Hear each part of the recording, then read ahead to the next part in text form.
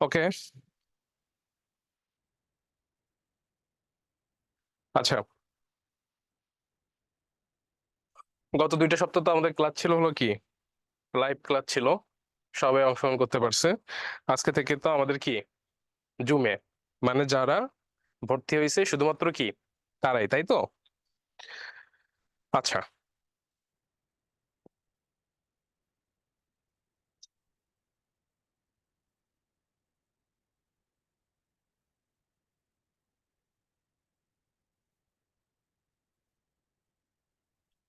ওকে। আমাদের তাহলে আজকে হলো যে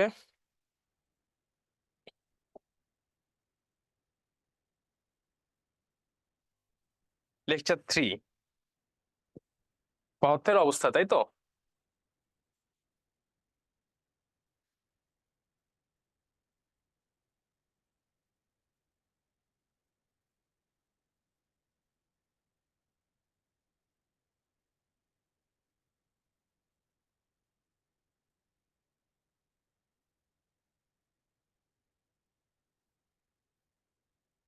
আহ একটা আপনাদের জন্য যেটা মজার ব্যাপার, সেটা হলো আজকে আমরা কেমিস্ট্রির এই চ্যাপ্টারটা আজকে শেষ করব।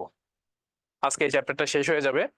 তাহলে প্রথম দিন আমরা পড়ছিলাম হলো কঠিন, তরল, গ্যাসীয় পদার্থের যে বিভিন্ন অবস্থা, সেই জিনিসগুলো নিয়ে আমরা আলোচনা করছিলাম। আজকে আমরা যেটা দেখব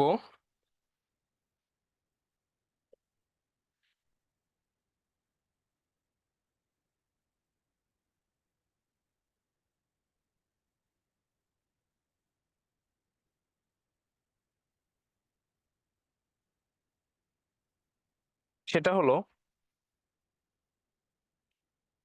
গতদিন আমরা দেখছিলাম কি, ব্যাপন, নিঃসরণ, এই জিনিসগুলা, সেগুলো আমরা ম্যাথ করছিলাম, এক্সাম্পল দেখছিলাম। আর আজকে আমরা যেটা দেখব সেটা হলো পাতন। আমাদের বইয়ে যেটা আছে শুধুমাত্র পাতন এবং ঊর্ধ্বপাতন, এই দুইটা জিনিস আছে।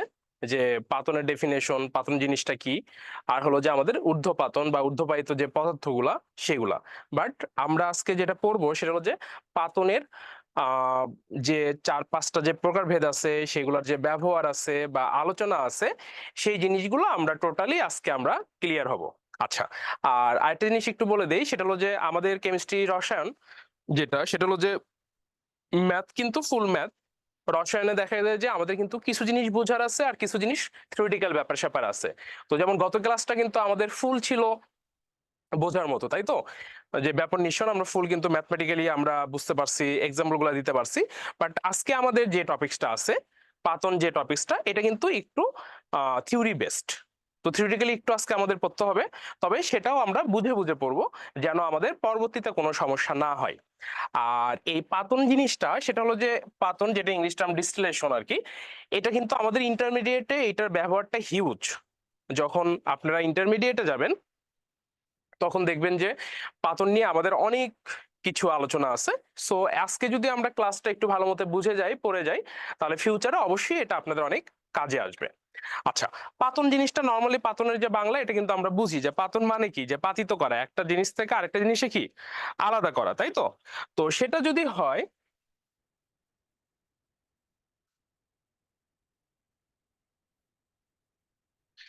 সেটা হলো, দেখেন যে যেটা বলা হয়েছে যে আমাদের তরল পদার্থের যে ব্যাপারটা বলা হয়েছে, মানে পাতন, দেখেন যদি আমরা এইটুকু প্রথমে বোঝার ট্রাই করি যে পাতন ইকুয়াল কি, তরলের বাষ্পীভবন প্লাস বাষ্পের আবার কি ঘনীভবন।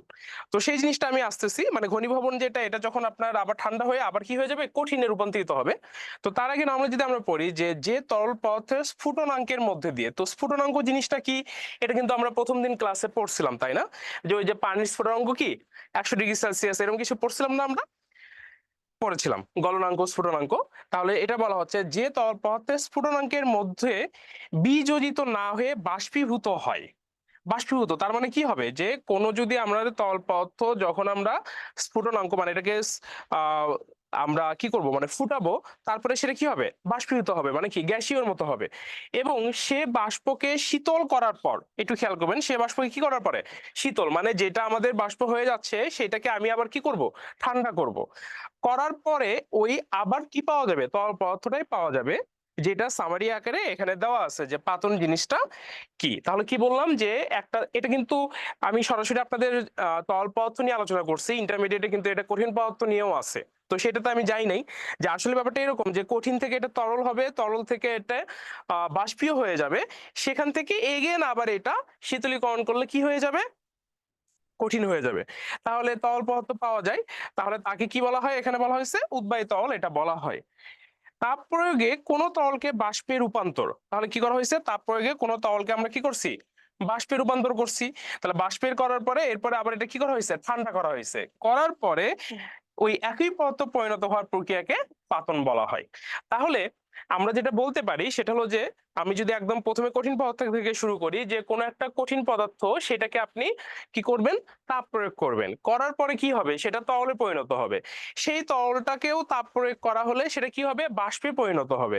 সেই বাষ্পকে যদি আমরা কি করি ঠান্ডা করি, ঠান্ডীকরণ বা শীতলীকরণ বা ঘনীভবন আমরা যেটাই বলি, সেটা যদি করি, তাহলে সেখান থেকে আবারও আমাদের কি হবে সেই কঠিন পদার্থটা পাওয়া যাবে, পাওয়া গেলে সেটাকেই আমরা ফাইনালি কি বলি পাতন বলি। এটুকু সবাই ক্লিয়ার?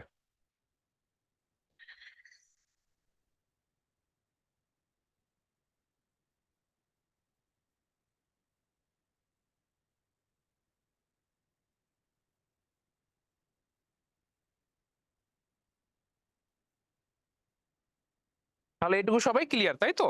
এইটুকু নিয়ে কোনো সমস্যা নাই। হ্যাঁ,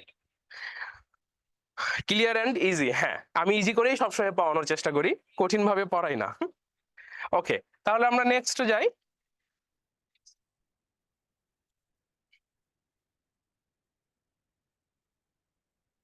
আচ্ছা,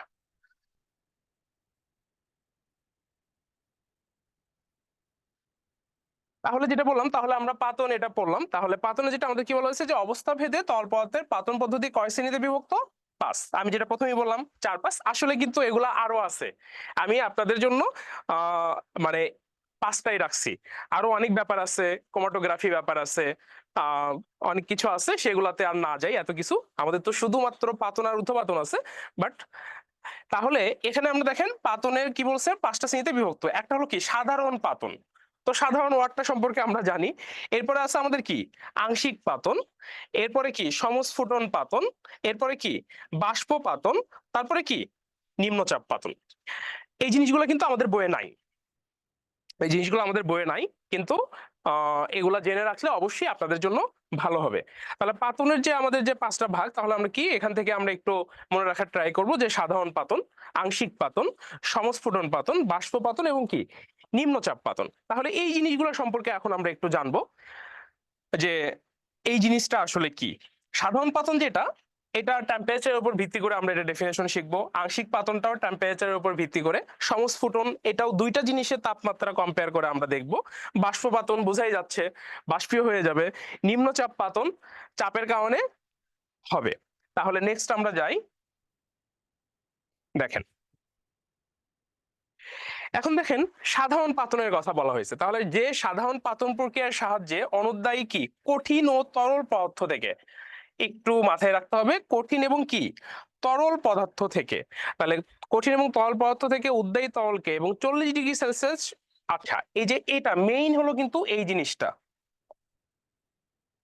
দেখেন, এবং 40 ডিগ্রি সেলসিয়াস উচ্চ তাপমাত্রার অধিক ব্যবধান, মানে যদি আপনি যে জিনিসটা নিবেন যে পদার্থটা নিবেন সেই দুইটা জিনিসের মধ্যে আপনার 40 ডিগ্রি সেলসিয়াসের তাপমাত্রার অধিক তাপমাত্রার কি থাকবে পার্থক্য থাকবে। তাহলে যদি সেটা পার্থক্য থাকে, তাহলে সেই তরল পদার্থের মিশ্রণ থেকে পরস্পরকে বিশুদ্ধ অবস্থায়, পরস্পরকে কি অবস্থায় করতে হবে বিশুদ্ধ অবস্থায় যদি আপনি এটা পাতন করতে পারেন, তাহলে সেটাই আমাদের কি সাধারণ পাতন। তার মানে এখানে মেইন জিনিসটা হলো কি এই 40 ডিগ্রি সেলসিয়াসের তাপমাত্রার পার্থক্য কি থাকবে বেশি থাকবে। উৎসের সাথে তাপমাত্রার অধিক ব্যবধানের স্ফুটনাঙ্ক বেশি। তাহলে স্ফুটনাঙ্ক জিনিসটা কি এটা তো আমরা জানি।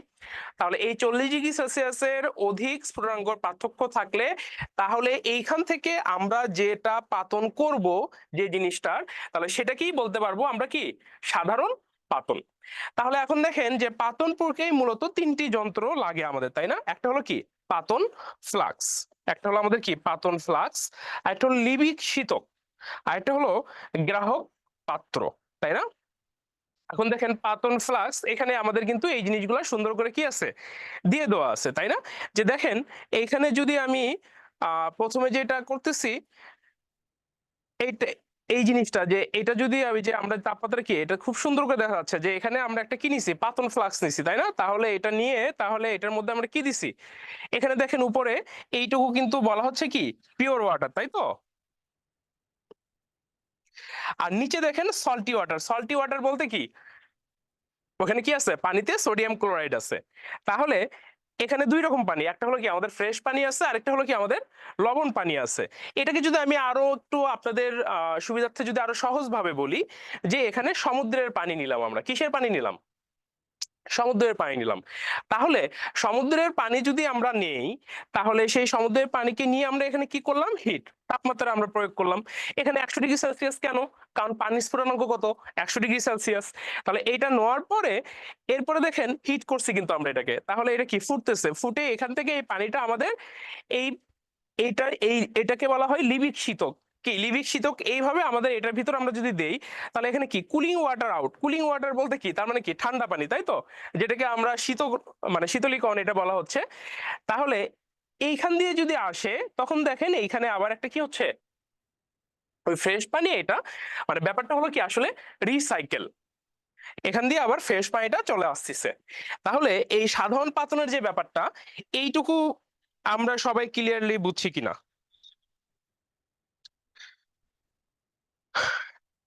এগুলা কি লেকচার নোটে দেওয়া থাকবে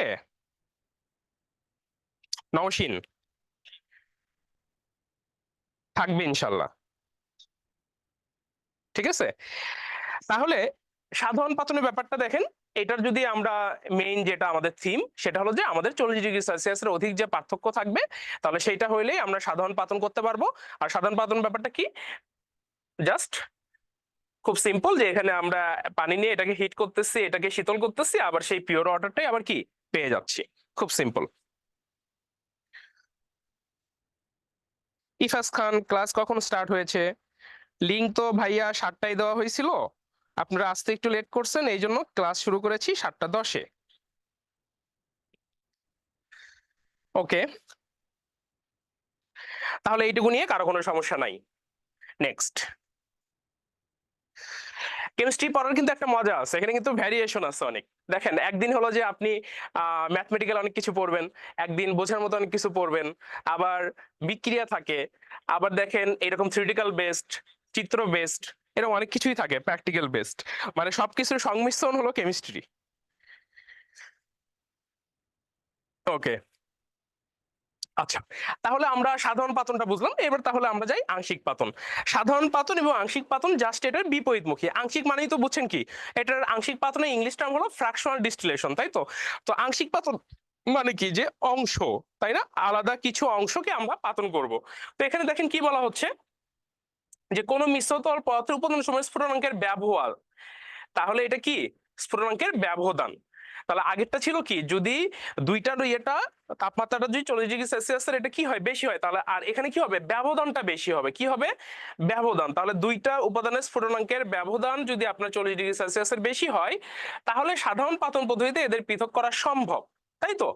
কিন্তু তরল মিশ্রণের উপাদান সমূহের স্ফুটনাঙ্কের ব্যবধান 40°C এর কি হলে কম হইলে, তাহলে আমি কি বলছিলাম যে আমাদের সাধারণ পাতন এবং আংশিক পাতন দুইটা কি বিপরীতমুখী, তাই না? তাহলে আগেরটা ছিল কি যে 40°C এর বেশি হলে, আর এখানে মেইন হলো কি তাহলে 40°C এর কম। যখন দুইটা উপাদানের আমাদের পার্থক্য 40°C এর কি হবে কম হবে তখন সেটাকে আমরা কি করতে পারবো আংশিক পাতন করতে পারবো। সেই জিনিসটাই বলা হয়েছে যে ফ্লাক্স ও শীতকের মাঝখানে অংশ কলাম, নামক সাহায্যকারী সূচক ব্যবহার করে পাতন প্রক্রিয়ায় তরল পদার্থের সময় পৃথকীকরণ কি সম্ভব হয়। তাহলে এই জিনিসটাকে কি বলা হচ্ছে? আংশিক পাতন। তাহলে খুব সিম্পল, আমি আগেই বলছি যে সাধারণ পাতনটা হলো কি, তাহলে 40°C কি হবে, বেশি হবে পার্থক্যটা, আর এখানে 40°C কি কম হবে, তাহলে সেটাই হলো আমাদের কি আংশিক পাতন। খুব সিম্পল। আচ্ছা, তাহলে নেক্সট আমরা যাই। আচ্ছা, তাহলে দেখেন এই আংশিক আমাদের সবচেয়ে বেশি আমাদের দৈনন্দিন জীবনে, কেমিস্ট্রি তো দৈনন্দিন জীবনে ব্যবহার অনেক বেশি, সেটা আপনারা জানেন। তো দৈনন্দিন জীবনে আমাদের সবচেয়ে বেশি ব্যবহারটা হয় আংশিক পাতন। আচ্ছা, আপনাদেরকে আরেকটা জিনিস বলে দেই, এটা প্রথমে আমার বলে দেওয়া উচিত ছিল, সেটা হলো যে পাতন, আমরা যে আজকে টপিকস পড়তেছি, যে কোন রকম রাসায়নিক পরিবর্তন ছাড়া, কোন রকম কি রাসায়নিক পরিবর্তন ছাড়া আমাদের এই পাতন এই টপিকস এর মধ্যে কিন্তু কোনো রাসায়নিক পরিবর্তন কি নেই। ঠিক আছে? আচ্ছা, তাহলে দেখেন প্রয়োগ যেটা, যে আধুনিক রাসায়নিক শিল্পে অংশকলম ব্যবহার করে পেট্রোলিয়াম থেকে ডিজেল, মানে পেট্রোলিয়াম জিনিসটা হলো জি, এখন আসলে সত্যি কথা বলতে এইখানে যে জিনিসগুলো আছে এগুলো আসলে অর্গানিক কেমিস্ট্রি,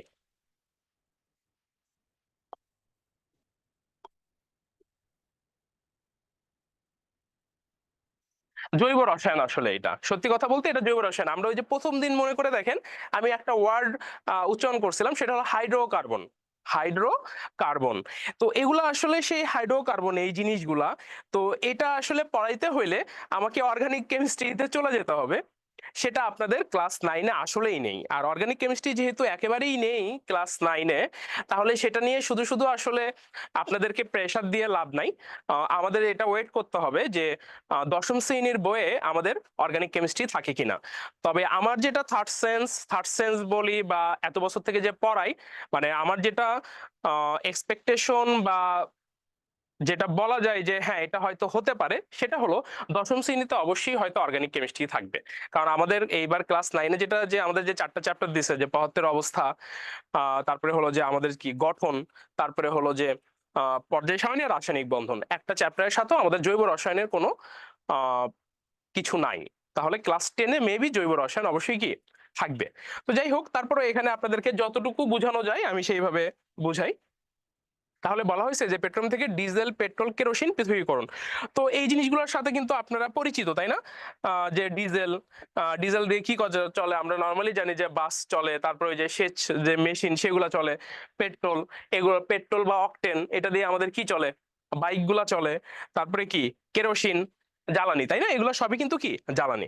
তাহলে পৃথকীকরণ, রেকটিফাইড স্পিরিট উৎপাদন, আলকাতরার অংশ পাতন, লঘু তেল থেকে বেনজিন। এখন দেখেন এই যে যে লঘু তেল থেকে আপনাকে বেনজিনের কথা বলা হয়েছে, টলুইনের কথা বলা হয়েছে, এগুলা জৈব রসায়ন ছাড়া কিন্তু আপনাকে বোঝানো সম্ভব না। আমি জাস্ট আপনাকে একটু ধারণা দিতে যাচ্ছি।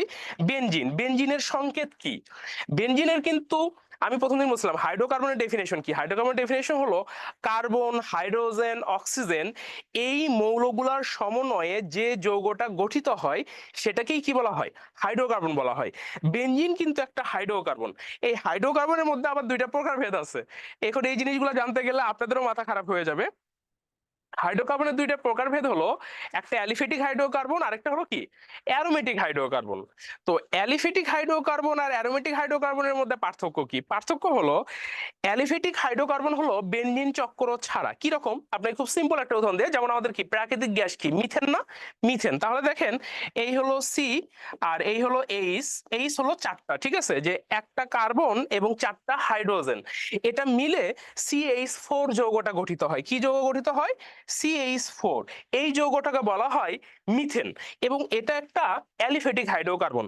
এখন এইটার সাথে কিন্তু বেনজিন নেই। কি নাই? বেনজিন নেই। যদি অ্যারোমেটিক হাইড্রোকার্বন যেটা, সেটার সাথে অবশ্যই কি থাকবে, বেনজিন একটা চক্র থাকবে। যেমন সেই বেনজিন চক্রটার সংকেত আমি লিখতেছি, এটা হলো, এইটাকে বলা হয় দেখেন বেনজিন। এটা একটা কি অ্যারোমেটিক যৌগ। কি যৌগ? Aromatic hydrocarbon. এইটার কিন্তু যে এইটার কিন্তু কেমিক্যালি যে সংকেতটা আছে সেটা হলো C6H6। আপনারা জাস্ট এতটুকু জানেন, এগুলার মেকানিজম বা এগুলার ফর্মুলেশন এগুলা ইনশাল্লাহ নেক্সট আমি আপনাদের আস্তে আস্তে শিখাবো। আমাদের তো পরবর্তী সেমিস্টার আছে, তারপরে আমাদের দশম শ্রেণী আছে। যেহেতু এগুলা এখন আপনাদের একেবারেই নেই, সেই জন্য শুধু শুধু কষ্ট দিতে চাচ্ছি না। তো দেখেন জাস্ট একটু সুবিধার্থে যে বেনজিনের সংকেত তাহলে C6H6, এটা এইভাবেও করা যায়। আবার দেখেন এইভাবে আমাদের সংকেতটা লেখা যায়, এটাকে বেনজিন বলা হয়, যেটাকে অ্যারোমেটিক হাইড্রোকার্বন বলা হয়। আবার দেখেন টলুইন, এইটাও কিন্তু একটা অ্যারোমেটিক হাইড্রোকার্বন। এইটার সংকেত কি আপনাকে আমি দেখাই, সেটা হলো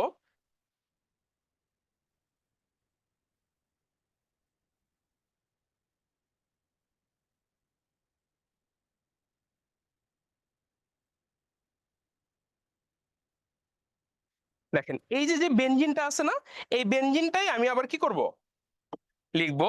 দেখেন আমি যদি জাস্ট এইভাবে দেই, এই হলো আমাদের কি বেনজিন, মাঝখানে একটা কি থাকবে, রসগোল্লা থাকবে। মানে আমাদের জাস্ট ছয়টা এরকম টান থাকবে, দেখেন একটা দুইটা তিনটা চারটা পাঁচটা ছয়টা, মানে এই কোনা কোনা গুলো আমাদের কি, ওই যে ছয়টা কার্বন আছে আর ছয়টা কি আছে, হাইড্রোজেন আছে। এই যে বেনজিন, এইটার মাথার উপর দেখেন এইখানে একটা আমাদের টান দিতে হয়, এখানে একটা, যেটাকে আমরা হাত বলি, এগুলোকে আমরা হাত বলি, ঠিক আছে, যে এটার এক হাত এইটার দুই হাত, এই জিনিসগুলো আমি আপনাকে পরবর্তীতে শিখাবো। তো এখানে একটা হাত থাকবে, এটাকে কি বলা হচ্ছে, একটা হাত বলা হচ্ছে। আর এইটার মাথার উপর থাকবে CH3, এইটাকে টলুইন বলা হয়। কি বলা হয় এটাকে, টলুইন। তাহলে দেখেন বেনজিন এটা শুধুমাত্র কি একটা অ্যারোমেটিক, এটা বেনজিন চক্র, এটাও কিন্তু অ্যারোমেটিক যৌগ। তাহলে এটার মাথার উপর কি আছে, CH3 টলুইন আছে। আপনাদের বুঝতে কি কষ্ট হচ্ছে, এগুলা নাই কিন্তু আপনাদের, ঠিক আছে, এই জন্য হয়তো একটু কষ্ট হইতে পারে। তাহলে দেখেন এইটা হলো বেনজিন আর এটা হলো কি টলুইন, যেখানে এটা বলা হচ্ছে। এই যে আলকাতরা তো সবাই দেখছেন তাই না, যাদের অনেকের বাড়ি গ্রামে, শহরে তো আলকাতরার ব্যবহার তেমন একটা দেখা যায় না। গ্রামে যে টিন শেড যে বাড়িগুলো আছে, তো দেখবেন যে ওই টিন শেড জায়গাগুলোর মধ্যে অনেক, মানে ওই টিন শেড বাড়িগুলোতে অনেক সময় ওই যে পানি পড়ে, কি পড়ে, পানি পড়ে। মানে ওই যে ঝড় বৃষ্টি যখন অনেক বেশি হয় তখন ওই যে টিন দিয়ে আপনার চুয়ে চুয়ে ওই যে ঘরের ভিতর পানি পড়ে। তো সেই পানিটাকে আটকানোর জন্য অনেক সময় ওই টিনে আলকাতরা দেওয়া হয়, দেখবেন কালো কালো, ঠিক আছে। তো ওই আলকাতরা দিলে কি হয়, উপরে একটা প্রলেপ হয়ে যায়, যার কারণে অনেক সময় ওই পানিগুলো আর পড়ে না। তো ওই আলকাতরার মধ্যে আসলে অনেক কিছু আছে, সেখানে বেনজিন আছে, টলুইন আছে, এখানে তো আরো অনেক কিছু লেখা নাই, জাইলিন আছে, তারপরে আপনার ফেনল আছে। তো ওই যে যে আলকাতরার মধ্যে যে এত কিছু থাকে, তো এই আংশিক পাতন প্রক্রিয়ায় সেটা কি করে, ওই আলকাতরা থেকে এই জিনিসগুলোকে সম্পূর্ণ বের করে ফেলা হয়।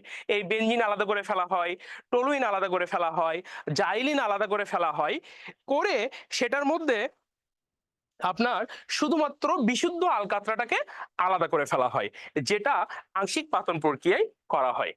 আশা করি বুঝতে পেরেছেন। তো এখানে আপনাদের যে এই ছকটা আছে, এটা আশা করি আপনাদের এখন কষ্ট করে আহ, তাপমাত্রার পার্থক্যের উপর, তাপমাত্রার পার্থক্যের উপর যে এত ডিগ্রি সেলসিয়াস তাপমাত্রা, এগুলাকে তাপমাত্রার পার্থক্যে অংশ অংশ করে এগুলাকে কি করা হয়, আলাদা করা হয়। তো আমি যেটা, যে এখানে যে ফুয়েল আছে, ডিজেল, কেরোসিন, এই জিনিসগুলোর জন্য আপনার হাইড্রোকার্বন আগে ভালোভাবে জানতে হবে, দেন আপনি এই জিনিসটা আসলে বুঝতে পারবেন, এগুলার যে সংকেতগুলো আছে। তো আমাদের যেহেতু এখন হাইড্রোকার্বনের ব্যাপারটা নাই, সো কষ্ট করে আপনি এগুলা মাথার মধ্যে না নিলেও চলে, ঠিক আছে। শুধুমাত্র এখানে আংশিক পাতনের যে ব্যাপারটা আমি বুঝিয়েছি, যে প্রয়োগটা যেটা, এইটুকু বোঝার ট্রাই করেন। এখানে অবশ্যই এই জিনিসটা দেওয়া আছে আপনাদের ছবিতে, যে এখানে পেট্রোল, এটা তো আমরা জানি যে পেট্রোল আসলে কি, এটা দিয়ে কি প্রাইভেট কার যেগুলো আছে, গাড়ি এগুলা চলে।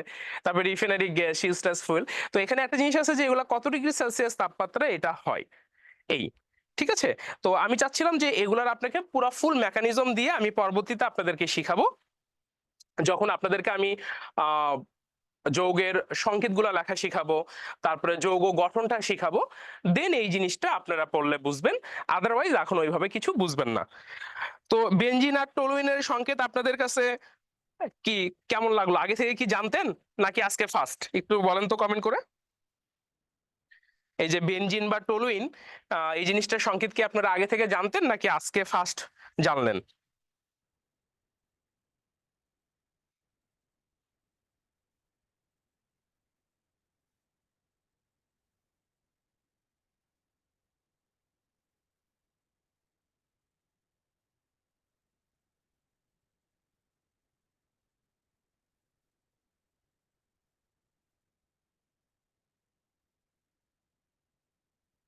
আচ্ছা, আজকে ফার্স্টে জানলেন। আচ্ছা, ঠিক আছে, সমস্যা নেই। আপনাদের যদি হলো যে কোনো কিছু সমস্যা হয় বুঝতে বা কোনো কিছু যদি সমস্যা হয়, আপনারা কিন্তু আমাকে কমেন্ট করে জানান, ঠিক আছে? কোনো সমস্যা নাই, ভয় পাওয়ার কোনো কিছু নাই। যার যে কোনো কিছু সমস্যা হলে যে এটা বুঝতে পারতেছি না বা এটা একটু সমস্যা হয়েছে বা এটা ধরতে পারতেছি না, আমাকে অবশ্যই কমেন্ট করে জানাবেন, হ্যাঁ? কোনো সমস্যা নেই। ওকে, তাহলে এইটুকু নিয়ে তো কারো কোনো আর সমস্যা কি নেই? তাহলে পাতন বুঝলাম, আংশিক পাতন বুঝলাম, তাই তো? আচ্ছা, নেক্সট। আচ্ছা, নেক্সট আমরা কিসে আসছি? নেক্সট আসছি আমরা সমস্ফুটন পাতন, তাই তো? সমস্ফুটন, তো সমস্ফুটন জিনিসটা কি? দেখেন, স্ফুটনাঙ্ক, সমস্ফুটনাঙ্ক, তো সম মানে কি? সমান। তার মানে দুইটা পদার্থের স্ফুটনাঙ্ক আমরা কি করে ফেলবো? সমান করে ফেলবো। তাহলে সেটাকে আমরা কি বলতে পারবো? সমস্ফুটনাঙ্ক। দেখেন, সেটা বলা হচ্ছে যে যখন দুই বা ততোধিক তরল পদার্থের নির্দিষ্ট শতকরা সংযুক্তির কোনো মিশ্রণের, তাহলে দুই বা ততোধিক তরল পদার্থের নির্দিষ্ট শতকরা সংযুক্তি কি? শতকরা সংযুক্তি অবশ্যই বোঝেন, সাপোজ 20%, তার মানে কি এটা কি? সংযুক্তি, তাই না? শতকরা সংযুক্তি। সংযুক্তির কোন মিশ্রণের প্রত্যেক উপাদানের স্ফুটনাঙ্ক হতে ভিন্ন এবং সর্বনিম্ন অথবা সর্বোচ্চ কোনো তাপমাত্রায়, দেখেন একটু খেয়াল করেন যে কোন মিশ্রণের প্রত্যেক উপাদানের স্ফুটনাঙ্ক হতে কিন্তু আলাদা হতে হবে। কি হইতে হবে? আলাদা হইতে হবে। এবং সর্বনিম্ন অথবা সর্বোচ্চ কোনো তাপমাত্রা, মানে তাপমাত্রাটা সর্বনিম্ন হতে পারে, সর্বোচ্চও কি হতে পারে, সেই তাপমাত্রায় একক বিশুদ্ধ তরল রূপে কি হয়? ফুটে। তাহলে তখন ওই নির্দিষ্ট সংযুক্তি তরল মিশ্রণটিকে আমরা কি বলতে পারবো? সমস্ফুটন মিশ্রণ বা স্থির স্ফুটনাঙ্কের মিশ্রণ বলা হবে। তাহলে এইটা কি বলা হয়? সমস্ফুটন কি পাতন। এটার ডেফিনেশনের চেয়ে, ডেফিনেশনটা একটু ঝামেলা, এইটার চেয়ে সবচেয়ে ভালো বোঝা যাবে এইটার এক্সাম্পল। দেখেন, এটার এক্সাম্পলটা যদি আপনি বোঝেন তাহলে এটা খুব ভালো মতো বুঝবেন যে সমস্ফুটনাঙ্ক জিনিসটা কি, তখন আমরা সমস্ফুটন পাতন এটা বলতে পারবো। দেখেন, সর্বনিম্ন স্ফুটনাঙ্কের সমস্ফুটন মিশ্রণের একটা এক্সাম্পল এটা। কি বলা হয়েছে? সর্বনিম্ন, আর আমরা দুইটা করছি, আরেকটা কি সর্বোচ্চ, যে জিনিসটা আমরা ডেফিনেশনে শিখে আসলাম। তাহলে সর্বনিম্নতে দেখেন যে 95.6% ইথানল ও 4.4% পানি। এখন বলতে পারেন যে ভাইয়া 95.6% ইথানলটা কি, তাই না? তো ইথানল কি? ইথানল তো হলো যে আপনার কি আহ মানে অ্যালকোহল যেটাকে বলা হয়, তাই না? তো যেমন হলো যে আপনারা আহ দেখবেন যে একটু গ্রামের মানুষজন অনেকে ওই যে ইয়ে খায়, ওই যে এনার্জি ড্রিঙ্ক গুলা খায়, স্প্রিট, তারপরে কি কি আছে না আরো, টাইগার, এটা সেটা। তো এইগুলোর মধ্যে কিন্তু একটু হালকা পরিমাণে অ্যালকোহল কি আছে। তো সেই ইথানল এবং 4.4% কি পানির এই মিশ্রণকে কি বলা হয়? রেকটিফাইড স্পিরিট বলা হয়। এখন এই রেকটিফাইড স্পিরিটের কি বলা হয়েছে যে এই মিশ্রণের স্ফুটনাঙ্ক কত? 78.15 ডিগ্রি সেলসিয়াস। এখন দেখেন জিনিসটা কি বলা হয়েছে, ইথানল এবং পানির স্ফুটনাঙ্ক কত? দেখেন, ইথানলের স্ফুটনাঙ্ক কত? 78.3 ডিগ্রি সেলসিয়াস। একটু খেয়াল করবেন, হ্যাঁ, 78 কত ইথানলের, মানে যখন শুধুমাত্র ইথানল নিয়ে আপনি ফুটাবেন, বুঝতে পারছেন? শুধুমাত্র কি ইথানল যখন আপনি ফুটাবেন, তখন এটা কত হয়? 78.3 ডিগ্রি সেলসিয়াস। আর যখন আপনি আলাদা করে শুধুমাত্র পানি ফুটাবেন, আলাদা করে কি ফুটাবেন? পানি ফুটাবেন, তাহলে তখন তার স্ফুটনাঙ্ক কত? 100 ডিগ্রি সেলসিয়াস। তাহলে ইথানল 78.3 এবং পানি কত? 100, দুইটার কি আলাদা আলাদা। সমস্ফুটন, আমি কি বলছি যে সমস্ফুটন মিশ্রণ, তাহলে সমস্ফুটন মিশ্রণ আপনার প্রথমে যেটা, যে আমরা এই ইথানল এবং পানিটাকে কি করছি? একসাথে নিছি, তাই না? তাহলে একসাথে নেওয়ার কারণে দেখেন এদের স্ফুটনাঙ্ক কত হয়ে গেছে? 78.15 ডিগ্রি সেলসিয়াস। কিন্তু আলাদা করে কত? 78.3 আর কত? 100। এইটাকে আমরা কেন সর্বনিম্ন স্ফুটনাঙ্কের সমস্ফুটন বলতেছি? কারণ দেখেন এই দুইটার স্ফুটনাঙ্ক আলাদা করে যা ছিল, আমাদের সমস্ফুটনাঙ্ক কিন্তু তার চেয়ে কম হইছে, তাই না? এটা 78.3, এটা 78.15, তার মানে কি এইটার কম, আর অবশ্যই 100-র কম। এইটুকু সবাই ক্লিয়ার? আচ্ছা, এখন দেখেন সর্বোচ্চ স্ফুটনাঙ্কের সমস্ফুটন। এখন দেখেন যে এটা হলো নাইট্রিক অ্যাসিড, ঠিক আছে? 68.4 কি নাইট্রিক অ্যাসিড, HNO3। এই অ্যাসিডের নাম অবশ্যই সবাই শুনছেন, নাইট্রিক অ্যাসিড, তাই না? HNO3 nitric acid. তাহলে 68.4% নাইট্রিক অ্যাসিড। এখানে দেখেন এই পার্সেন্টেজ কেন বলা হয়েছে, আমাদের ডেফিনেশনে কি ছিল? শতকরা সংযুক্তি। শতকরা কি? সংযুক্তি। তাহলে 68.4% নাইট্রিক অ্যাসিড ও 31.6% পানির মিশ্রণ। আচ্ছা একটা জিনিস খেয়াল করবেন, দেখেন দুইটা মিলে কিন্তু 100% হয়, তাই না? 4.4 এটা কি 96, 400 হয়ে যায়। এটাও খেয়াল করে দেখেন যে এই 0.6 69 আর 31 100%, মানে দুইটা মিলে 100%। তাহলে 31.6% পানির মিশ্রণ। এই মিশ্রণের স্ফুটনাঙ্ক কত? দেখেন এই মিশ্রণের স্ফুটনাঙ্ক কত? 120°C। একটু খেয়াল করবেন স্ফুটনাঙ্ক কত, দুইটা মিলে নাইট্রিক অ্যাসিড এবং কি পানি, এই দুইটা মিলে কত? 120°C। আর এখানে দেখেন বিশুদ্ধ নাইট্রিক অ্যাসিড আর যে পানি আছে এই দুইটা আলাদা কত, দেখেন নাইট্রিক অ্যাসিডের কত 86 আর পানির কত 100। তাহলে এই দুইটা 100 এবং 86, মানে অন্তত 86 এর যদি কম হইতো তাহলে এইটাও হইতো কি সর্বনিম্ন স্ফুটনাঙ্ক, তাই না? বাট এটা দেখেন এদের সর্বোচ্চ, এটার কত ছিল পানি 100, বাট এটা কত হইছে 120.5। দ্যাটস ওয়াই বলা হচ্ছে যে এটা সর্বোচ্চ স্ফুটনাঙ্কের সমস্ফুটন মিশ্রণ। এখন আপনারা একটু আমাকে বলেন এইটুকু জিনিস আপনারা ক্লিয়ারলি বুঝতে পারছেন কিনা? তাশা বলছেন ইথানল কি? হ্যাঁ, একটু দেখাচ্ছি, এটা দেখাচ্ছি। আমি জানি এই কোশ্চেনটা আসবে, কারণ আপনি হয়তো ইথানলকে এটা জানেন না। নর্মালি হলো যে আমাদের অ্যালকোহল যেটা বলা হয়, তো এই অ্যালকোহলটাই আসলে ইথানল, তবে এটা রাসায়নিক সংকেত আছে, আমি দেখাচ্ছি। তার আগে আমাকে একটু বলেন যে এইটুকু, এই দুইটা এক্সাম্পল যেটুকু বুঝালাম এইটুকু বুঝছেন কিনা?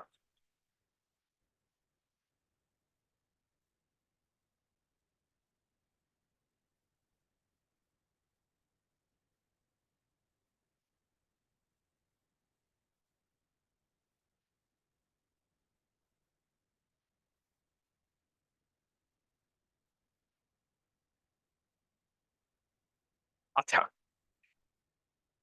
এইটুকু যদি সবাই বুঝে থাকেন তাহলে এখন আমি আপনাকে একটা বিক্রিয়া দেখাচ্ছি ইথানল দিয়ে এবার পানির এটা দিয়ে, এইটার একদম মানে প্র্যাকটিক্যালি যেভাবে হয় আর কি সেটা দেখাচ্ছি।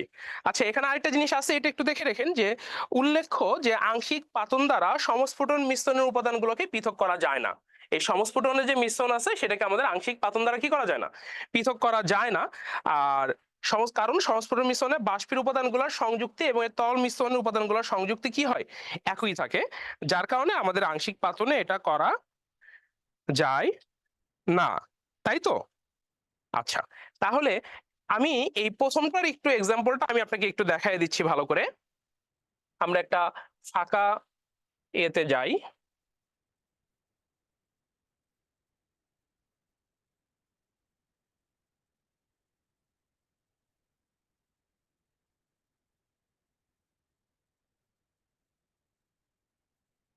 আচ্ছা, এই যে যে বলছেন ইথানল কি? ইথানল হলো, ইথানলও একটা জৈব যৌগ। ইথানলও একটা কি জৈব যৌগ। তাহলে কি বলছিলাম, জৈব যৌগ বা হাইড্রোকার্বন, যেটা আমাদের কার্বন হাইড্রোজেন এবং অক্সিজেনের সমন্বয়ে কি হবে? গঠিত হবে। তাহলে দেখেন ইথানলের সংকেতটা হলো,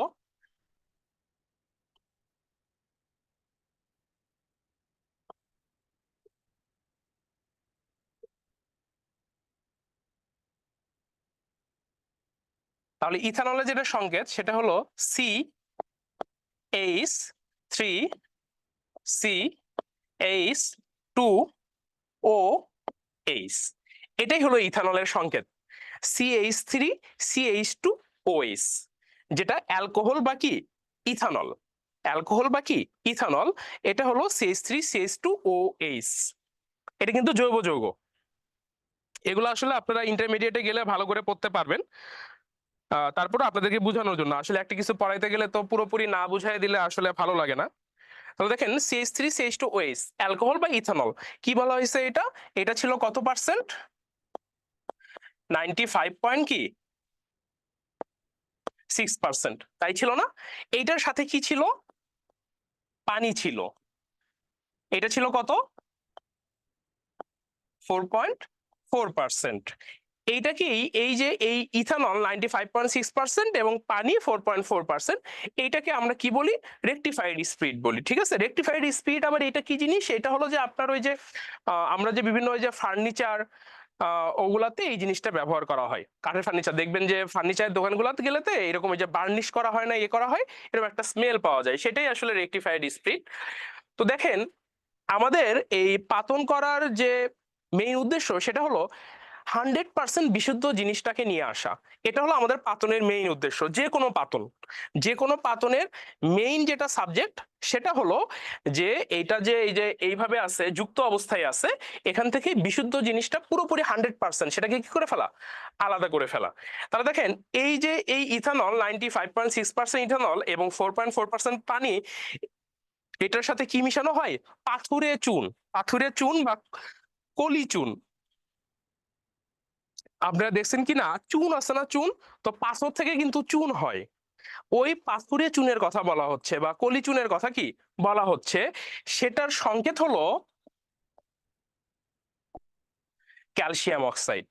সেটা সংকেত কি, ক্যালসিয়াম অক্সাইড। এখন দেখেন এই জিনিসটা আমাদের বিক্রিয়া করে, কি করে, বিক্রিয়া করে এই ইথানল 95.6% এই পানি, আর এই হলো কি ক্যালসিয়াম অক্সাইড। এইটা যখন আমাদের বিক্রিয়া করে, করার পরে কি হয়, এই পানিটার সাথে এই চুনটা কি হয়ে যায়, মিশ্রিত হয়ে যায়, মিশ্রিত হয়ে সে কি তৈরি করে, ক্যালসিয়াম হাইড্রোক্সাইড, CaOH কি 2, এটা কি হয়, ক্যালসিয়াম হাইড্রোক্সাইড, OH, এটাকে বলা হয় হাইড্রোক্সিল মূলক। OH এটাকে কি বলা হয়, হাইড্রোক্সিল মূলক। তাহলে এটা ক্যালসিয়ামের সংকেত, তাহলে ক্যালসিয়াম হাইড্রোক্সাইড হয়। আর এই সাথে তখন হয় এই CH3 CH2OH। এইটাকে তখন এই যে পাতন করে কি করা হয়, এই যে আলাদা করে, দেখেন এই যে আলাদা করে এই যে বিশুদ্ধ 100% অ্যালকোহল পাওয়া গেছে। কারণ এটা দেখেন অ্যালকোহল থেকে এটা সম্পূর্ণ কি হয়ে গেছে, আলাদা হয়ে গেছে। তখন এই যে এই পানিটা কি করে, এই চুনটা যে আছে, এই অ্যালকোহলের মধ্যে যে পানিটা যে আছে না, এই 4.4% যে পানি, এই পানিটাকে সে শোষণ করে ফেলে, কি করে ফেলে, শোষণ করে ফেলে। এই ক্যালসিয়াম অক্সাইড শোষণ করে পানিটাকে সে আলাদা করে বের করে নিয়ে যায়, এই সেটা হলো ক্যালসিয়াম হাইড্রোক্সাইড। আর এই যে 100% বিশুদ্ধ অ্যালকোহল বা ইথানল। এবার বলেন সবাই ক্লিয়ারলি বুঝছেন কিনা।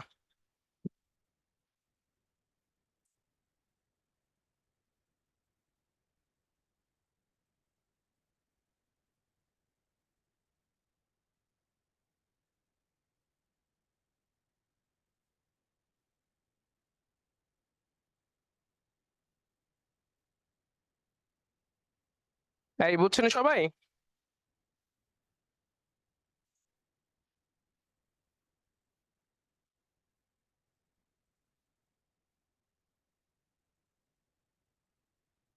ওকে, বোঝার জন্য থ্যাংক ইউ আপনাদের। আচ্ছা,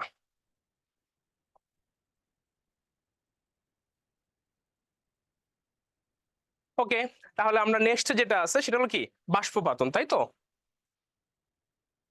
এগুলো তো আমরা বুঝে এসেছি, তাহলে এগুলা শেষ।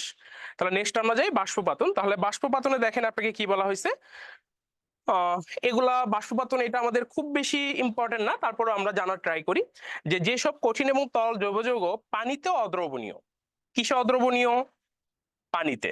তাহলে পানিতে অদ্রবণীয় এবং ফুটন্ত পানিতে কি হয় না, বিয়োজিত হয় না, কিন্তু উত্তপ্ত জলীয় বাষ্প বা স্টিমে সহজেই কি হয়, উদ্বায়ী হয়। কিসে হয়, উত্তপ্ত জলীয় বাষ্প, তাই না, অনেক বেশি যেটা হিট করার পরে যে জলীয় বাষ্পটা হয় সেটা। তাহলে সেই অনুদ্বায়ী ভেজাল পদার্থের মিশ্রণ থেকে স্টিম প্রবাহের দ্বারা পৃথক করার পদ্ধতিকে কি বলা হয়, বাষ্পপাতন। দেখেন এখানে একটা কথা আছে যে ভেজাল পদার্থের মিশ্রণ থেকে, ওই যে যেটা বলছি যে আমাদের পাতনের যে কোনো পাতনের উদ্দেশ্য হলো আমাদের যে জিনিসটা আমরাকে আলাদা করতে চাই সেটার 100% বিশুদ্ধ পিওর জিনিসটা আমাদের কি করে ফেলা, বের করে ফেলা।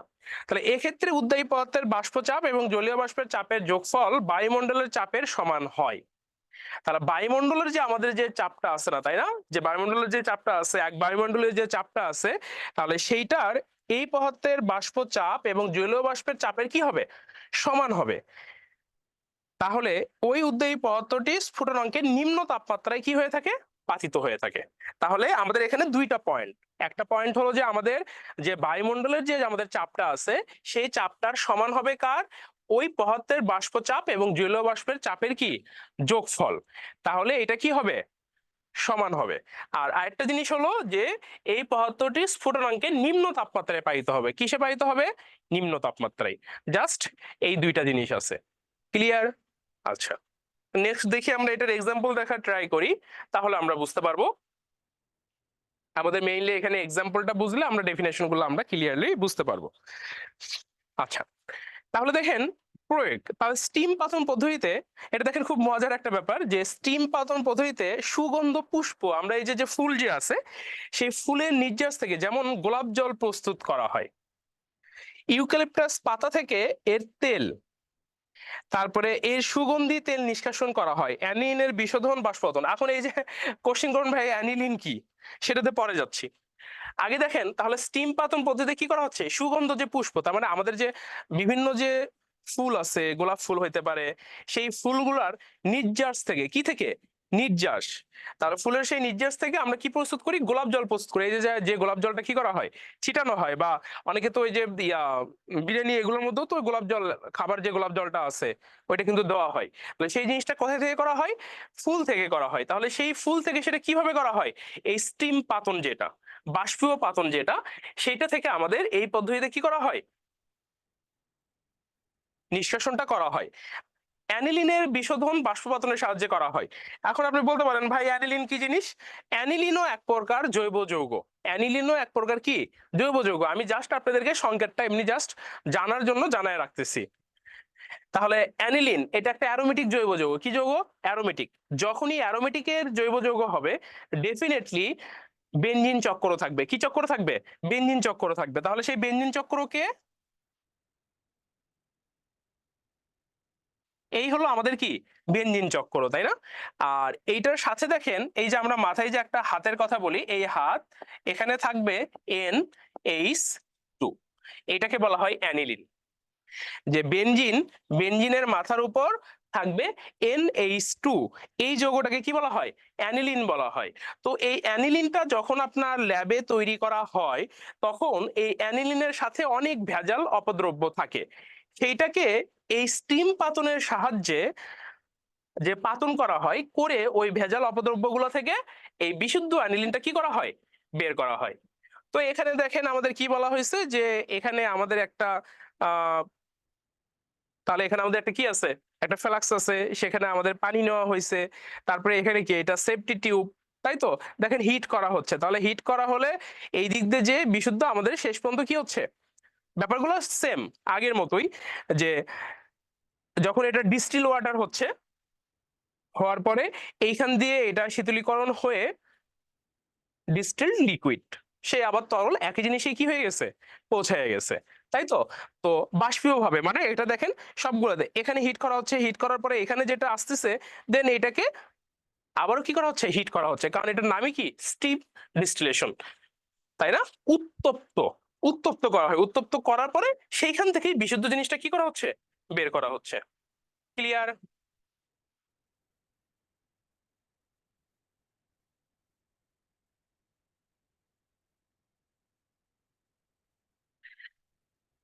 ওকে, তাহলে আমরা নেক্সট, আচ্ছা নেক্সট হলো কি নিম্নচাপ পাতন, তাই না। আমি বলি আপনাদের জন্য কিন্তু সবচেয়ে বেশি ইম্পর্টেন্ট হলো প্রথমে যেটা শিখলেন ওই যে পাতন, আংশিক পাতন, ঠিক আছে।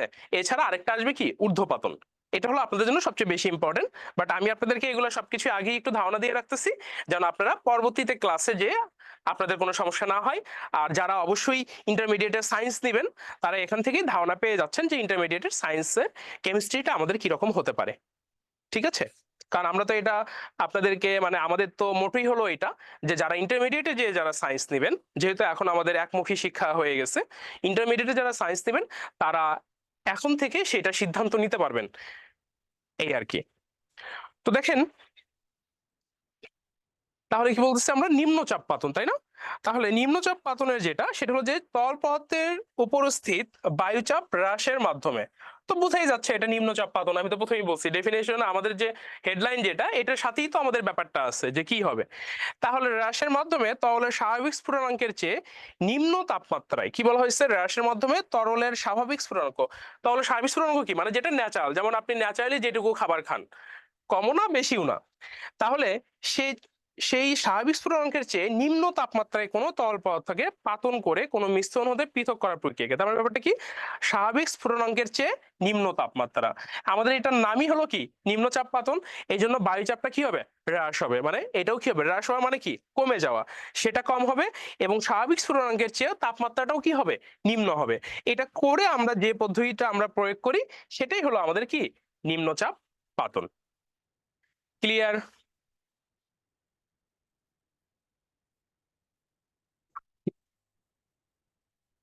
তাহলে এখানে আমাদের এই ব্যাপারগুলো আছে যে এখানে আমাদের এই যে তাপমাত্রা হিট করা হচ্ছে আগের মতোই, তাই না? এখানে হলো যে আমাদের কি যে এই যে ইয়ার, তাহলে এই যে যে আমাদের যে আহ বায়ুচাপটা কি করা হয়েছে, এখানে হ্রাস করা হয়েছে। কিসের মাধ্যমে হ্রাস করা হয়েছে, এই স্টপ কক এটার মধ্যে হ্রাস করা হয়েছে। এটা যখন এখানে দেওয়া হয়েছে তখন উপর থেকে এটার চাপটা কি হয়ে গেছে, কমে গেছে। কমার পরে জাস্ট এই দিক দিয়ে আসছে, শেষ পর্যন্ত দেখেন ক্লিয়ারলি ওই যে কি ডিস্টিলড লিকুইড, তাই না? আমাদের বিশুদ্ধ যে ওয়াটার সেই ব্যাপারটাই এখানে হচ্ছে। তো আমাদের জন্য এটার চেয়েও বেশি ইম্পর্টেন্ট দেখি এটার যে আমরা যে এক্সাম্পলটা কি সেটা আমরা একটু দেখতে পারি। দেখেন এটার প্রয়োগটা, তাই না? তাহলে নিম্নচাপ পাতনের প্রয়োগটা কি, আমরা যদি এক্সাম্পল গুলো আমার দৈনন্দিন জীবনে যে আমাদের যে এক্সাম্পল এটা যদি আমরা বুঝতে পারি তাহলেই আমরা ক্লিয়ারলি ডেফিনেশন বা এটার কাজ কি আমরা সবই বুঝতে পারবো।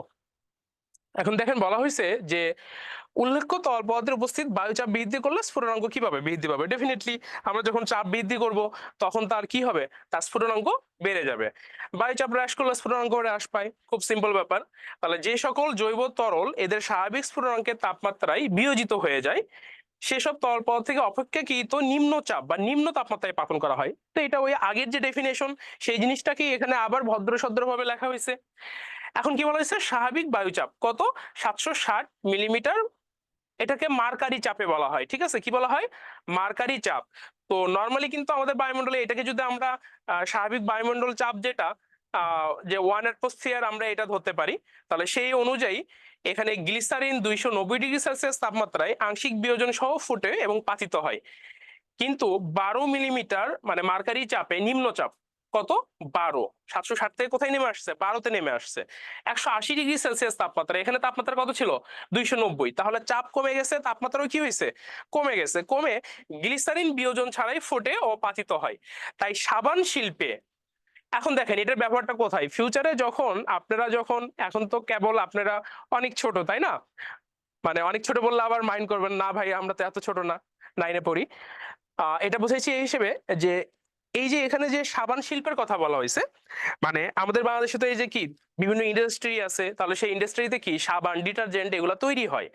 তো এটা ছোট বুঝাইছে এই হিসেবে ফিউচারে যখন আপনি পড়ালেখা শেষ করবেন এরপরে যদি কেউ কেমিস্ট্রি রিলেটেড সাবজেক্টে পড়েন তখন দেখা যাবে যে এরকম কোম্পানি বেসড আপনি কেমিস্ট হিসেবে হয়তো জব করবেন, তখন আপনারা এই জিনিসগুলো বলতে পারবেন যে সাবান শিল্পে বজ্র লাই হতে গ্লিসারিনকে, এই জিনিসগুলো তখন মানে এগুলার দৈনন্দিন জীবনে বা আমাদের প্র্যাকটিক্যাল লাইফের ব্যবহারটা তখন বুঝতে পারবেন যে ওই সাবান শিল্পে বজ্র লাই হতে গ্লিসারিনকে ওই নিম্নচাপ এবং নিম্ন তাপমাত্রায় পাতিত করে পৃথক করা হয় করে ফিনাইল হাইড্রাজিন। এই ফিনাইল হাইড্রাজিন এটাও কিন্তু একটা জৈব যৌগ। ইথাইল ম্যালোনেট এইটাও কিন্তু একটা জৈব যৌগ। ইথাইল অ্যাসিটো অ্যাসিটেট এগুলোও কিন্তু একটা জৈব যৌগ। এগুলোর সংকেত অনেক বড়, এগুলোর সংকেত কি অনেক বড়। তো এই জন্য বলছি যে এইটার আপনারা জাস্ট ধারণা রাখেন, বাট আপনাদের এইটা না পড়লেও কি চলবে। এখন এই জিনিসগুলো আপনাদের নাই, পরবর্তী ইন্টারমিডিয়েটে সায়েন্সে গেলে তখন এগুলো আপনারা যে ইয়েগুলো আছে, যেমন আমি আপনাকে শিখাতে পারবো ফিনাইল হাইড্রাজিন। ফিনাইল হাইড্রাজিনের সংকেত কি, দেখেন আমি আপনাকে জাস্ট বোঝার জন্য ফিনাইল হাইড্রাজিন, তো এখানেও আপনার একটা বেনজিন চক্র আসবে, কি আসবে, বেনজিন চক্র আসবে। এই হলো বেনজিন, এই যে মাথার উপর NH, NH2, এটা হলো ফিনাইল হাইড্রোজেনের সংকেত। তাহলে এখন আসলে আপনাদের এই জিনিসগুলো এখন শিখে আলটিমেটলি কোনো লাভ নেই, শুধু শুধু মাথা নষ্ট করার দরকার নেই, জাস্ট বোঝানোর জন্য আপনাকে দিলাম। তো এই জন্য আমাদের যে এই নিম্নচাপ পাতনটা যে আছে, আপনারা এখানে জাস্ট ধারণা রাখলেন, বাট আপনাদের এইভাবে একদম ডিপলি আপনাদের পড়ার এখন দরকার নেই, ঠিক আছে? কারণ এটা হলো যে আপনার ফুল জৈব যৌগ রিলেটেড। সাবান, কারণ এখন আপনাকে এটার জন্য তাহলে সাবানের সংকেত লাগবে, ডিটারজেন্ট কি সেটা লাগবে, সাবান কিভাবে প্রস্তুত করা হয় সেই জিনিসগুলো লাগবে। তো এগুলা ফুল জৈব যৌগ বিক্রিয়া, তো সেই জিনিসটা আমাদের পুরোপুরি নাই। তো আশা করি জাস্ট এই পর্যন্ত ধারণা রাখেন, ঠিক আছে? ক্লিয়ার?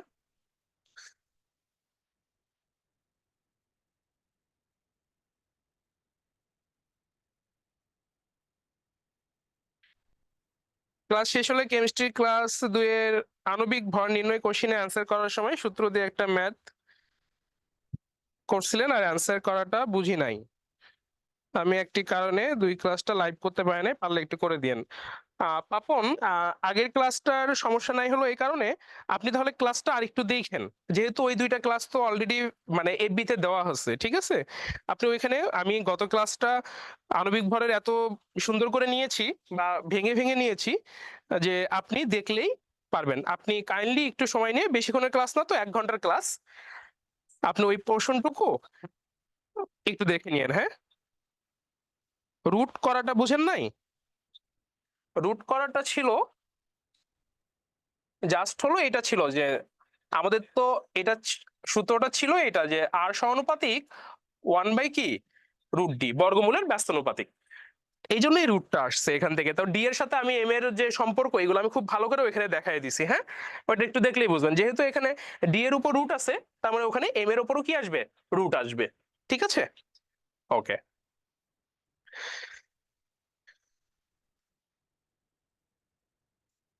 তাহলে আমরা নেক্সটে যাই। এই যে এটা আবার আপনাদের কিন্তু বইয়ে আপনাদের আছে ঊর্ধ্বপাতন, তাই না? এটা একটু ভালো করে দেখবেন। আচ্ছা, ঊর্ধ্বপতন আমাদের বাস্তব জীবনে ঊর্ধ্বপতন আসলে কিছু জিনিস আমি সেই প্রথম ক্লাসেই বলে দিছি। তো আজকে আবার একটু দেখেন, সেটা যে ঊর্ধ্বপাতন বুঝতেই পারতেছেন, ঊর্ধ্বপাতন, তাই তো? আচ্ছা, তো সবাই হলো যে ওই যে কর্পূর, আয়োডিন, নিশাদল এগুলো জানেন। তো এই জিনিসটা কি হয়ে যায়, মানে অনেকে ওই যে মানে কঠিন পদার্থ থেকে বাষ্পীয় হয়ে উড়ে চলে যায়, ঠিক আছে? ঊর্ধ্বপাতন মেইন জিনিসটা সাবলিমেশন এলিমেন্ট। তো দেখেন, যেসব কঠিন পদার্থের গলনাঙ্কের নিম্ন তাপমাত্রায়, এটা যে তাপমাত্রায় যে গলে তার কি নিম্ন তাপমাত্রায় এদের বাষ্পচাপ বায়ুচাপ অপেক্ষা বেশি হয়। মানে বায়ুর চেয়ে এদের বাষ্পচাপ বায়ুচাপটা অপেক্ষা কি হয়, নর্মাল যে বায়ুচাপটা আছে তার চেয়ে এদের বাষ্পচাপটা কি হয়, বেশি হয়। তাহলে যেসব কঠিন পদার্থ তাপের প্রভাবে কঠিন অবস্থা থেকে সরাসরি বাষ্পে পরিণত হয়, কঠিন অবস্থা থেকে সরাসরি কি, এখন আমরা বিভিন্ন কিছু প্রসেস, এগুলো কি কঠিন থেকে তরল হয়, তরল থেকে দেন কি হয়, বাষ্পতে যায়। আর এটা হলো সরাসরি কি হবে, কঠিন থেকে সরাসরি কি হবে, বাষ্পে পরিণত হবে, তাই না? যেমন ন্যাফথালিন, তো ন্যাফথালিনের ব্যাপারে গঠনটা কিন্তু আমরা সেই প্রথম ক্লাসে পড়ছিলাম। তো ন্যাফথালিনটা কি, ওই যে কঠিন, এক্সাম্পল দিছিলাম, ব্যাপনে বা নিঃসরণে বুঝাইছিলাম। তো সেই ন্যাফথালিনটা কি থাকে, কঠিন থাকে, ওটা কিন্তু তরলে পরিণত হয় না, তাহলে ওইটা আস্তে আস্তে কি বাষ্পীয় হয়ে উড়ে যেতে যেতে ওটা ক্ষয় হয়ে যায়, সবাই দেখছেন ন্যাফথালিন। তো সেই জিনিসটাই, তাহলে বিপরীত ক্রমে ওই বাষ্পকে শীতল করলে পূর্বের কঠিন পদার্থে কি হয়, পরিণত হয়। তাহলে এই পদ্ধতিকে ঊর্ধ্বপাতন বলা হয়। মানে পাতনের এই ব্যাপারটা ফিক্সড, যে আপনি কঠিন থেকে যেটা হবে পরবর্তীতে সেটাকে যদি আপনি আবার শীতল করেন, তাহলে সেটা আবার কঠিনে কি আসবে, ফেরত আসবে।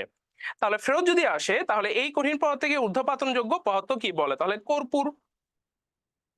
তাহলে কর্পূর, ন্যাপথালিন, বেনজোইক অ্যাসিড, আয়োডিনও কিন্তু আছে, ঠিক আছে?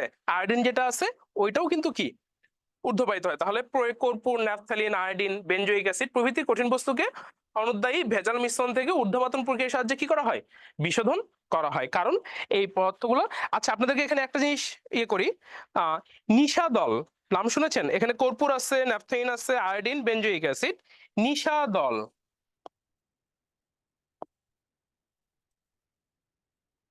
কেউ কি নিশাদলের সংকেত বলতে পারবেন? এনিওয়ান, কেউ কি নিশাদলের সংকেত বলতে পারবেন?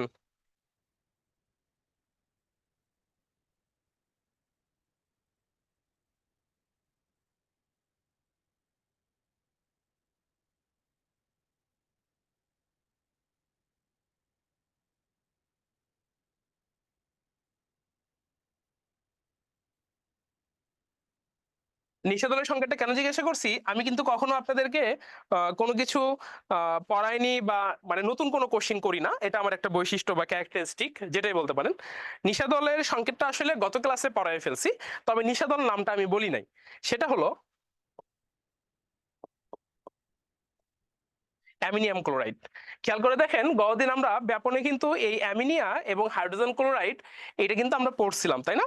যে অ্যামিনিয়াম কি ক্লোরাইড, সেই অ্যামিনিয়াম ক্লোরাইডের সংকেতটাই কি নিষাদল। তো এইটাও কিন্তু একটা কঠিন বস্তু, এবং এই নিষাদলটাও কিন্তু আপনার ঊর্ধ্বপাতিত হয়। কি হয়? ঊর্ধ্বপাতিত হয়, যেটা ঊর্ধ্বপাতনের ডেফিনেশন। তো দেখেন সাবলিমেশন অফ, এখানে যদি আমরা দেখি যে এখানে আহ এই যে অ্যামোনিয়াম ক্লোরাইড এখানে আছে, তো সেখানে আমাদের কি এটা একটা স্ট্যান্ড, এটা কি বার্নার হিট করা হচ্ছে, তাহলে এটা হলো কি অ্যামোনিয়াম ক্লোরাইড। এরপরে এটা কি একটা চায়নার ডিশ, এটা দিয়ে রাখা হয়েছে। তো অ্যামোনিয়াম ক্লোরাইডটা সাবলেট, এই দেখেন এই যে এটা হয়ে আস্তে আস্তে কি হয়ে যাচ্ছে, উপরের দিকে চলে যাচ্ছে, তাই না? ইনভার্টেড গ্লাস প্যানেল, এখানে কটন প্লাগ। তাহলে এই যে যে জাস্ট ঊর্ধ্বপাতিত মানে কি, তাহলে এটা নিচে আছে, এনতে আস্তে আস্তে কি হয়ে যাচ্ছে, উপরে উঠে যাচ্ছে, তাই না? এটাই আসলে কি ঊর্ধ্বপাতন, খুবই সিম্পল। তো আপনাদের ছিল হলো শুধুমাত্র বইয়ে পাতন আর ঊর্ধ্বপাতন। তো সেখান থেকে আমরা পাতনের অনেকগুলো ডেফিনেশন আমরা শিখলাম, যে সাধারণ পাতন, বাষ্প পাতন, নিম্ন পাতন, তাই না, আংশিক পাতন, এই জিনিসগুলো আমরা সাথে জানলাম। নেক্সট আমরা দেখি কি আছে। আচ্ছা, এখন এই যে একটু আগে মানে এখানে যে চিত্রটা আছে, এই যে চিত্রটা আছে, এই চিত্রটার বর্ণনা দেওয়া হয়েছে। এই চিত্রটা জাস্ট কি করা হয়েছে, বর্ণনা দেওয়া হয়েছে। তো আমি জাস্ট আপনাদের সুবিধার্থে একটু বলি, একটু আলোচনা করি, তাহলে আপনাদেরও হয়তো বুঝতে সমস্যা মানে ইজি হবে। তাহলে কোন অনুদ্বায়ী কঠিন পদার্থ এবং ঊর্ধ্বপাতনযোগ্য জৈব পদার্থের মিশ্রণকে কি করা হয়েছে, ওই অনুদ্বায়ী কঠিন পদার্থ উদ্বোধনযোগ্য কি জৈব পদার্থের মিশ্রণ। দেখেন ঘুরে ফিরে কিন্তু সেই জৈব ব্যাপারটা আসে, চলে আসে, কিন্তু অথচ আমাদের কিন্তু জৈব যৌগ নাই, কি আর করার। তাহলে জৈব পদার্থের মিশ্রণকে গোলতলি ফ্লাক্সে নেওয়া হয়, তাহলে যে ফ্লাক্সটা আছে সেটা কি হয়, নেওয়া হয়। এরপর চিত্র মতে একটি পানি শীতক ফ্লাক্সের মুখে কি করা হয়, যুক্ত করা হয়, ওই যে উপরে যেটা যুক্ত করা হয়েছে। তাহলে শীতকে পানি চালনা করে তাকে, তো শীতকে পানি চালনা করলে সেটা তো কি হবে, শীতলই হবে। তাহলে এখন ফ্লাক্সটিকে উত্তপ্ত করলে তাহলে কি আমরা কি করতেছি, হিট করতেছি। তো আমাদের ডেফিনেশন কি, যে কঠিন পদার্থকে আমরা কি করব, হিট করব। তাহলে করলে ঊর্ধ্বপাতনযোগ্য পদার্থটি বাষ্পীভূত হয়ে শীতকের সংস্পর্শে এসে কি হয়, এই পাতা শীতকের গায়ে কি হয়, জমা হয়। তাহলে যখন জমা হবে তাহলে সেটা কি হবে, যে পরিশেষে শীতকের গা থেকে ওই উৎকে পৃথক করে বিশুদ্ধ যৌগটি সংগ্রহ করা হয়। তা আমাদের আগেই বলছিলাম যে আমাদের পাতনের মেইন উদ্দেশ্যটাই হলো কি, বিশুদ্ধ জিনিসটা কি সংগ্রহ করা। এরপরে ঊর্ধ্বপাতন প্রক্রিয়া নিম্নচাপেও করা যায়। এক্ষেত্রে মিশ্রণটিকে পার্শ্বনল যুক্ত একটা মোটা কাঁচনল ফ্লাক্সে নেওয়া হয়, আর এই মুখে চিত্রের মতো একটি পানি শীতক কর্ক, যেটা আমাদের চিত্রে যে দেওয়া ছিল যে একটা কর্ক, এই যে মাথায় যেটা কি আছে, কর্ক, এটা দেওয়া আছে। তাহলে এই কর্ক এই মুখে চিত্রের মধ্যে একটি পানি শীতক কর্ক দ্বারা যুক্ত করা হয়। তাহলে শীতকে ঠান্ডা পানি চালনা করা হয়, তাহলে এমনিতেই শীতক, তাহলে সেখানে ঠান্ডা পানি চালনা করা হয়েছে। তাহলে ফ্লাক্সের পার্শ্বনালটি রবার নলের সাহায্যে শোষণ পাম্পের সাহায্যে যুক্ত করা হয়। তাহলে শোষণ তার মানে কি, ওটা কি করে নাই, শোষিত করে নাই। তাহলে এই ফলে ফ্লাক্সের ভিতরে বায়ুচাপ কমে যায় এবং ঊর্ধ্বপাতনযোগ্য জৈব যৌগ বাষ্পীভূত হয়ে ওই শীতকের গায়ে জমা হয়। মানে যেভাবেই আপনি করেন না কেন, ব্যাপারটা হলো যে ওইটা যে এইভাবে জাস্ট এই যে উদ্ভাবিত হচ্ছে, হয়ে কি হচ্ছে, এই যে ফ্লাক্সে দেখেন এই জায়গাগুলোতে জমে যাচ্ছে, কি হচ্ছে, এই শীতকে জমে যাচ্ছে, যেখান থেকে এটা আলাদা করে সংগ্রহ করা হচ্ছে, এটাই ঊর্ধ্বপাতন। আশা করি সবাই বুঝতে পারছেন, তাই তো? আচ্ছা, এটা হলো যে আপনাদের জন্য খুব ভালো, একদম টিকার মতো। এটা এক নজরে যদি দেখে নেন তাহলে ফাইনালি আমাদের যেটা, যে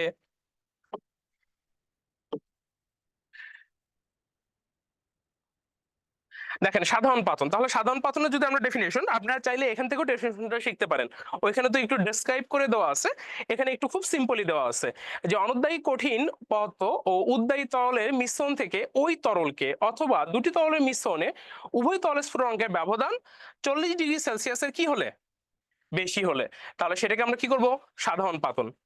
আংশিক পাতন একই জিনিস, দেখেন তরল মিশ্রণ উপাদানের সময় স্ফুটনাঙ্কের ব্যবধান 40°C কি কম। এই সাধারণ পাতন আর আংশিক পাতনের একমাত্র পার্থক্য, একটা 40°C কি বেশি আর একটা 40°C কি কম। সিম্পলি। আচ্ছা, সমস্ফুটন পাতন, তাহলে সমস্ফুটন পাতন আমরা কি বলছি যে দুইটার কি থাকবে, স্ফুটনাঙ্ক আলাদা আলাদা থাকবে। যেমন পানির একটা স্ফুটনাঙ্ক আছে, নাইট্রিক অ্যাসিডের একটা স্ফুটনাঙ্ক আছে। দুইটাকে যদি আমরা আলাদা আলাদা করে ফুটাই তাহলে পানির 100°C ফুটাইতে হবে, নাইট্রিক অ্যাসিডের যেটা আছে সেটা দিয়ে ফুটাইতে হবে, তাই তো 78°C। বাট যখন দুইটাকে আমরা একসাথে নিব, নিয়ে একটা স্থির স্ফুটনাঙ্ক আসবে, মানে দুইটা মিলে একটা আসবে, সেটাই হলো কি সমস্ফুটন, সমস্ফুটনাঙ্ক। বা সেইখান থেকে যে আমরা পদ্ধতিতে পাতন করব সেটা হলো কি সমস্ফুটন পাতন।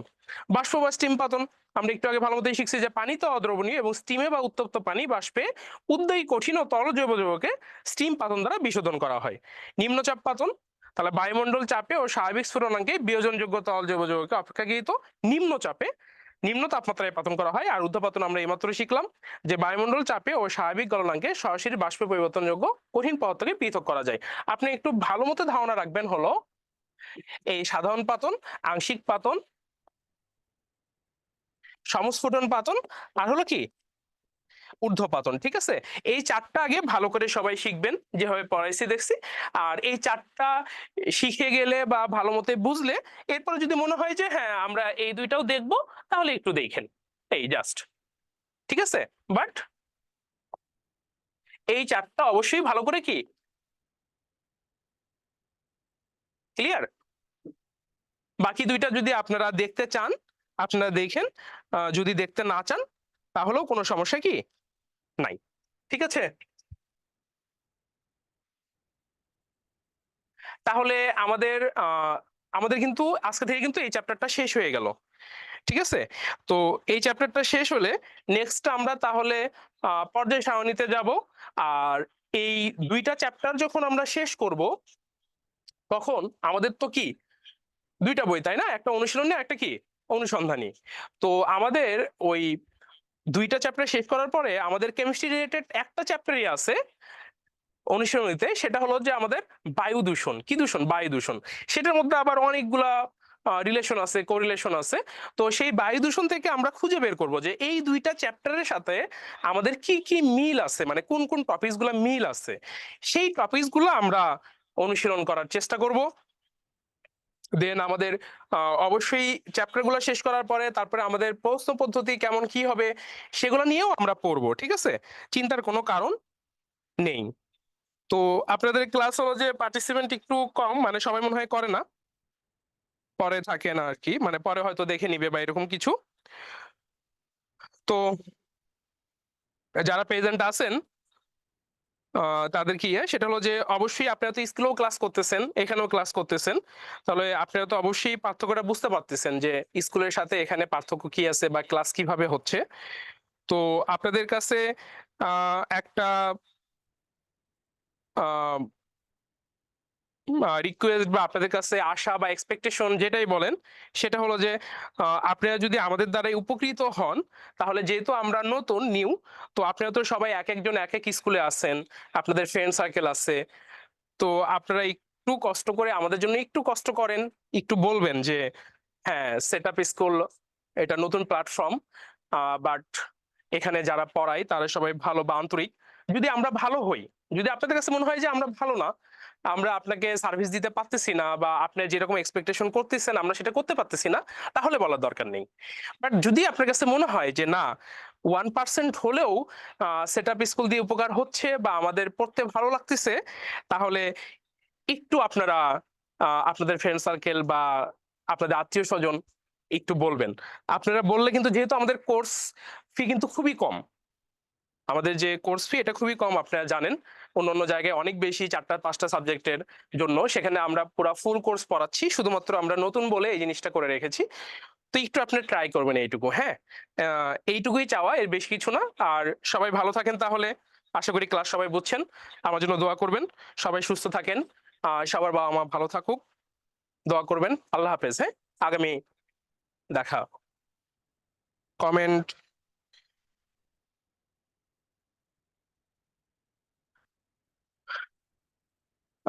জি স্যার, আমি বলছি থ্যাংক ইউ। আচ্ছা, আজকের হোমওয়ার্কটা যেটা, আজকের হোমওয়ার্কটা হলো যে আমি এই যে এটা বলেই দিলাম যে এই জিনিসগুলো একটু ভালো করে পড়েন, মানে আলাদা করে হলো যে আর আজকে যেহেতু আমাদের এই কি বলে মানে থিওরিটিক্যাল বেস তো, এই জন্য আলাদা করে আজকে আর হোমওয়ার্ক দেই নাই। এই যে আপনি একটু এই জিনিসটাই একটু ভালো করে এই চ্যাপ্টারটা এমন ভাবে পড়বেন, যেহেতু আজকে শেষ হয়ে গেল, এই সপ্তাহে এই চ্যাপ্টারটা রিভিউ করবেন। ঠিক আছে, চ্যাপ্টারটা তো শেষ, সবকিছুই পড়িয়ে ফেলেছি, এটাই হোমওয়ার্ক। ঠিক আছে, ওকে তাহলে আল্লাহ হাফেজ, ভালো থাকবেন।